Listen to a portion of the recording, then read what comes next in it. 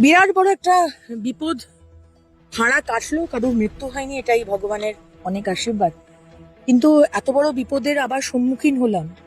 এই যে পেয়েছি যে পাইপ জলের সাপ্লাই, 4টে ব্লকে জল দেয়, জামুরিয়া, রানীগঞ্জ, আসানসোল, আসানসোলের আরেকটা ব্লক, প্রায় 52টা গ্রামেই জল যায়।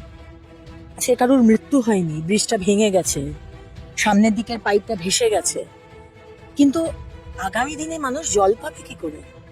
কতদিন জল পাবে না? কতদিনে এটা ঠিক হবে? এটা তো কমপ্লিটলি ম্যান মেড ডিজাস্টার। আজকে এই ব্রিজের কোনো রক্ষণাবেক্ষণ হয়, কোনো মেনটেনেন্স হয়? আমরা দেখেছিলাম কলকাতায় পোস্তা ব্রিজ ভেঙে পড়েছিল, নতুন ব্রিজ। আবার মাঝেরহাট ব্রিজও দেখেছিলাম যে মেনটেনেন্সের অফারে ভেঙে পড়েছিল। কোনো মেনটেনেন্স নেই। চুরি করে করে দামোদরকে শেষ করে দিচ্ছে বালি চুরি করে। বালি যদি চুরি হয় তো সেটা আলগা হয়ে যাবে। আমার তো লাগছে যে আরো আরো কিছু ব্রিজ আবার ভেঙে না যায়, যা অবস্থা রয়েছে। বাংলা হান্টের আরও খবর দেখতে নজর রাখুন। বাংলা খবর মানেই বাংলা হান্ট।